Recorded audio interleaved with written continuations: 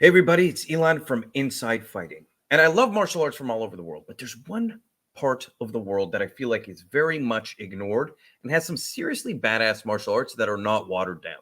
If you think about Japan, you think about Thailand, you think about even America, martial arts come to mind, styles come to mind.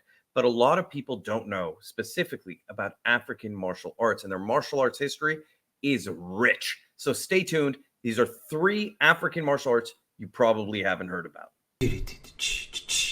Pow pow, inside fighting, yeah, dangerous martial arts. Pow pow, ooh ah. So before I get started, as always, I don't have sponsors. If you want to support this channel, the best way to do it is to go to InsideFightingStore.com.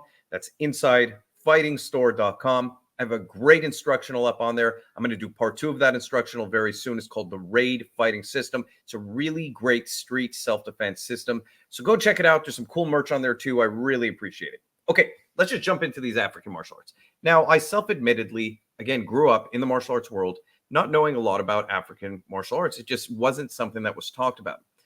I have noticed now that after researching systems in Africa, that there's some qualities that are incredible. Number one, African martial arts tend to not be watered down like what you would find in America. You're looking at a more rooted martial art that probably looks closer to what it used to look like and still kind of maintains its original purpose. Now, another thing I like about martial arts in Africa is that there's one consistency amongst most of them, and that is there is an element of play. There are musical kind of nature to the martial art. And so let's just jump right in here. The first one is, oh man, if you like wrestling, I'm a grappler. I love Brazilian Jiu-Jitsu. I love folk wrestling. This is called La'am. I hope I'm pronouncing it right, but it is a brutal martial art.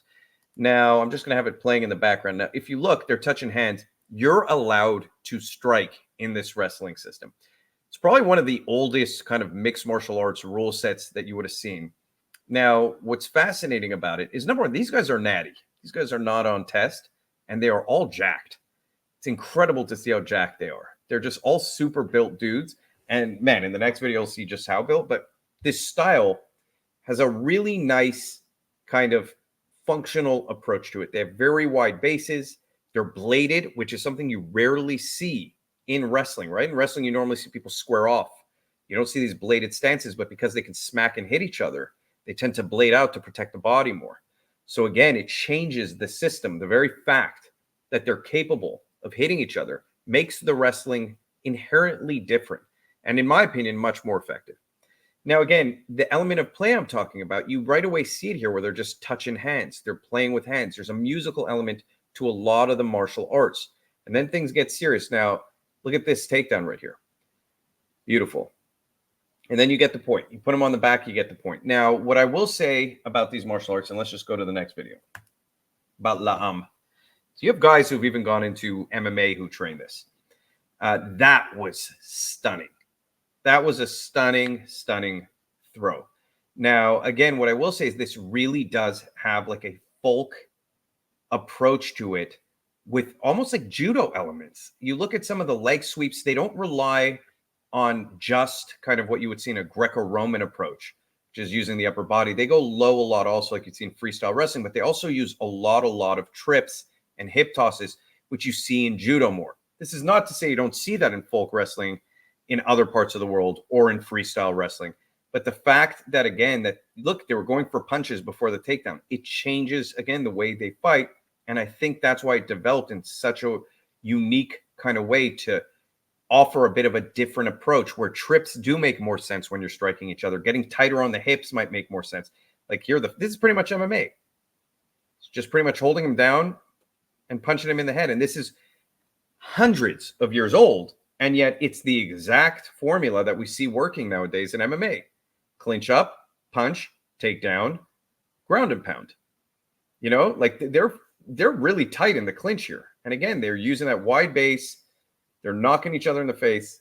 You don't want to overcommit to punches. Well, there it worked. But you typically don't want to overcommit to punches because that's how you get taken down. Right over there, it kind of left an opening. But man, it's another thing I love about this, and I'm just going to say this. I talk about this a lot. I think that transitional fighting is where fights are won and lost at a high level.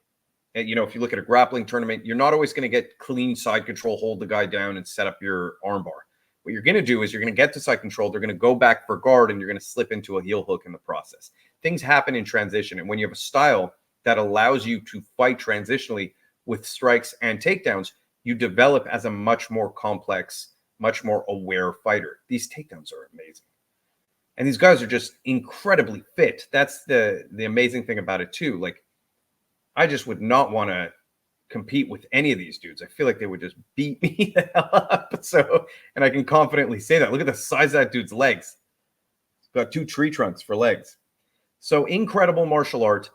I'm going to jump to the next one here. Now, the next one, man, I'm going to get more jacked after watching this. I feel like I gained testosterone just watching this video.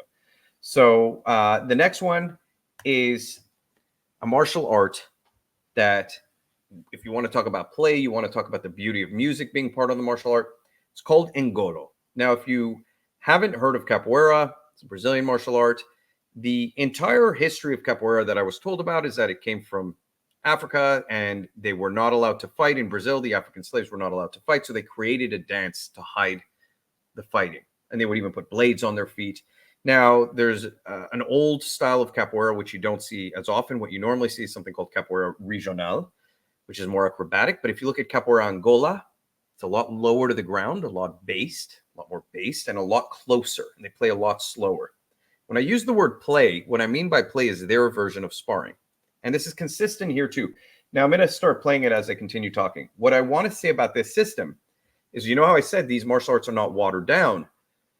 They're willing to fight each other 100% in Angolo. And you'll see the Jinga is different and it developed differently than capoeira. This is the forefather of capoeira. That's what people say. This is where capoeira came from. What I found most fascinating about this, and they use those long sticks, which I love. What I found most fascinating about this is the story of capoeira kind of developing because of slavery and not being allowed to fight. Here, the argument is that it came about through that notion of play, the idea that if you are loose and relaxed and you make it a festive event, that you can have a fight that happens all the time. So obviously there's a duality to that story. I don't know the history of Angolo. I do know it's hundreds of years old. And again, it looks very much like what the forefather of capoeira would look like. But I love it because it's not watered down. It has, and this is not to say capoeira is watered down, but in America, if you go to most capoeira schools, they're not doing contact sparring. You do come across it, but it's not as common. And here they definitely do contact sparring. They definitely get very close to each other.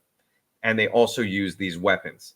So again, it's a little bit different. The Jinga's different. If you look, they don't really have the same rhythm. They'll step out forward on the triangle instead of back with that kind of offbeat rhythm. And again, they'll just smack each other and start fighting. Another thing about, like, this is just a full-on fight. Another thing about what I'll say about Angolo is you could see the acrobatic elements that exist in capoeira existing in Angolo. Now, I don't know how much of that is a recreation. Something I read is that Angolo is practiced differently among different groups. And so there's an element of recreating the system here. But again, very beautiful, very playful, stunning martial art. This is something that, should get more attention. And it's called Angolo. I think it comes from Angola in Africa, and just like capoeira. That's the capoeira Angola. So again, stunning, beautiful martial art. This next one is, in my opinion, very, very, very cool. So I like weapons-based systems. And I noticed that, like I said, my background's in Filipino martial arts. I did Ilustrísimo, 12 Paris. And what I've noticed in weapons-based systems, that there is an element in cultures or societies or periods of time in every single culture where if there wasn't money to get swords, if there wasn't the material to make advanced weaponry, that a lot of people trained with sticks, preferably long sticks, because that was something that was always available in most parts of the world. And the stick is an actually very, very effective weapon, especially when it's longer. And what that simulated for a lot of people was the spear. So when I did Jogo do Pau, I was told in Portugal that they would have them come and train people with the stick, because then when the army needed them to fight, they could come and arm people with a spear, and people would instinctively know how to use the spear based on having trained with the stick. So this style is called Istunka. Again, hopefully I'm saying it right. And it's a festival system. It's hundreds of years old, and it was meant to prepare young men for war. That was supposedly the purpose of this festival fighting system. Now, if you look, it looks like they're holding a stick and cloth. What is that really? That's spear and shield. This looks to me like spear and shield fighting. And here you see they have the sticks. Now, these people are whacking each other with these sticks hard. And there's, again, a musical element to it, a joyful element, a festival element. And so the nice consistency amongst all of these styles is that festival, joyful. You see they're singing as they walk with the sticks, but then they go right back into smashing each other up. This is pretty hardcore, and you just block the stick with his shin. But look, again, this is like multiple opponent fighting. If you did want to train young men in a cheap way and you didn't have complex weaponry like swords to fight, you would create a festival like this where they would just all beat each other up. And so that's very cool. Again, a consistency here. This looks like a Hoda to me. And you see it in the Angolo, you see it here in Istunka, and you see it in Capoeira.